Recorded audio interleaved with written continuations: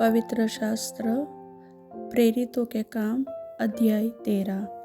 अंत्योक्या की कलीसिया में कई भविष्यवक्ता और उपदेशक थे, जैसे बरनबास और शमौन जो नीगर कहलाता है, और लुकियुस कुरेनी, और चौथाई देश के राजा हेरोदेस का दूध भाई मनाहेम और शाऊल।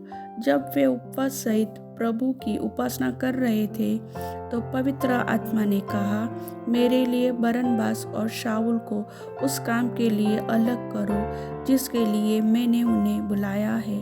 तब उन्होंने उपवास और प्रार्थना करके और उन पर हाथ रखकर उन्हें विदा किया। अतः वे पवित्र आत्मा के भेजे हुए सिलूकिया को गए और वहां से जहाज पर चढ़कर साइप्रस को चले और सलमिस में पहुंचकर परमेश्वर का वचन यहूदियों के आराधनालयों में सुनाया। यूहन्ना उनका सेवक था। वे उस सारे टापू में होते हुए पाफुस तक पहुँचे। वहाँ उन्हें बार यीशु नामक एक यहूदी टोन्हा और झूठा भविष्यवक्ता मिला। वह हाकिम सिरगियुस पौलुस के साथ था, जो बुद्धिमान पुरुष था। उसने बरनबास और शाऊल को अपने पास बुलाकर परमेश्वर का वचन सुनना चाहा, परंतु इलोमास तोड़ने ने, क्योंकि यही उसके नाम का अर्थ है, उनका विरोध करके हाकिम को विश्वास करने से रोकना चाहा। तब शाऊल ने, जिसका नाम पौलुस भी है, पवित्र आत्मा से परिपूर्ण हो उसकी ओर टकटकी लगाकर देखा और कहा, हे सारे कपट और सब चतुराई से भरे हुए शैतान की संतान, सकल धर्म के बैरी, क्या तू प्रभु के सीधे मार्गों को करना न छोड़ेगा?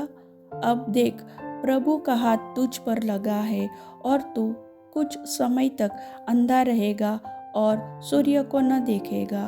तब तुरंत धुंधलापन और अंधेरा उस पर छा गया और वह इधर उधर टटोलने लगा ताकि कोई उसका हाथ पकड़ के ले चले।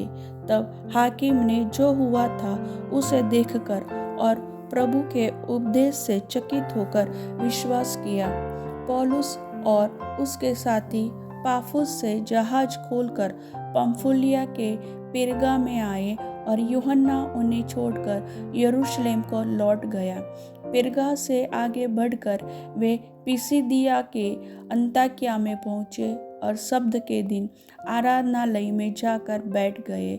व्यवस्था और भविष्यवक्ताओं की पुस्तक से पढ़ने के बाद आराधनालय के सरदारों ने उनके पास कहला भेजा, हे भाइयों, यदि लोगों के उपदेश के लिए तुम्हारे मन में कोई बात हो तो कहो।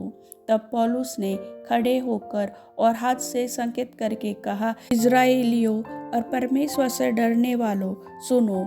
इन इजरायली लोगों के परमेश्वर ने हमारे बाप दादों को चुन लिया, और जब ये लोग मिस्र देश में परदेसी होकर रहते थे तो उनकी उन्नति की और बलवंत भुजा से निकाल लाया। वह कोई 40 वर्ष तक जंगल में उनकी सहता रहा और कनान देश में 7 जातियों का नाश करके उनका देश कोई 450 वर्ष में इनकी मिरास में कर दिया। इसके बाद उसने शमूएल भविष्यवक्ता तक उनमें न्यायी ठहराए। उसके बाद उन्होंने एक राजा मांगा। तब परमेश्वर ने 40 वर्ष के लिए बिन्यामीन के गोत्र में से एक मनुष्य अर्थात कीश के पुत्र शाऊल को उन पर राजा ठहराया। फिर उसे अलग करके दाऊद को उसका राजा बनाया, जिसके विषय में उसने गवाही दी, मुझे एक मनुष्य यिशै का पुत्र दाऊद मेरे मन के अनुसार मिल गया है, वही मेरी सारी इच्छा पूरी करेगा। इसी के वंश में से परमेश्वर ने अपनी प्रतिज्ञा के अनुसार इज़राइल के पास एक उद्धारकर्ता अर्थात यीशु को भेजा, जिसके आने से पहले यूहन्ना ने सब इज़राइलियों में मन फिराव के बपतिस्मा का प्रचार किया। जब यूहन्ना अपनी सेवा पूरी करने पर था तो उसने कहा, तुम मुझे क्या समझते हो? मैं वह नहीं, वरन देखो, मेरे बाद एक आने वाला है जिसके पाँवों की जूती भी मैं खोलने के योग्य नहीं। हे भाइयों, तुम जो अब्राहम के संतान हो और तुम जो परमेश्वर से डरते हो, तुम्हारे पास इस उद्धार का वचन भेजा गया है, क्योंकि यरूशलेम के रहने वालों और उनके सरदारों ने न उसे पहचाना और न भविष्यवक्ताओं की बातें समझी जो हर शब्द के दिन पढ़ी जाती है। इसलिए उसे दोषी ठहरा कर बातों को पूरा किया। उन्होंने मार डालने के योग्य कोई दोष उसमें न पाया, तो भी पिलातुस से विनती की कि वह मार डाला जाए। जब उन्होंने उसके विषय में लिखी हुई सब बातें पूरी की तो उसे क्रूस पर से उतार में रखा, परंतु परमेश्वर ने उसे मरे हुओं में से जिलाया और वह उन्हें जो उसके साथ गलील से यरूशलेम आए थे बहुत दिनों तक दिखाई देता रहा। लोगों के सामने अब वे ही उसके गवाह हैं। हम तुम्हें उस प्रतिज्ञा के विषय में जो बाप दादों से की गई थी यह सुसमाचार सुनाते हैं कि परमेश्वर ने यीशु को जिलाकर वही प्रतिज्ञा हमारी संतान के लिए पूरी की, जैसा दूसरे भजन में भी लिखा है, तू मेरा पुत्र है, आज मैं ही ने तुझे जन्माया है।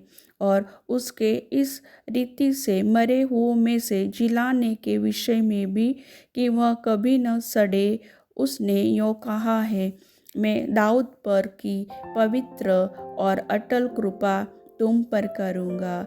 इसलिए उसने एक और भजन में भी कहा है, तू अपने पवित्र जन को सड़ने न देगा, क्योंकि दाऊद तो परमेश्वर की इच्छा के अनुसार अपने समय में सेवा करके सो गया, अपने बाप दादों में जा मिला और सड़ भी गया, परंतु जिसको परमेश्वर ने जिलाया वह सड़ने नहीं पाया।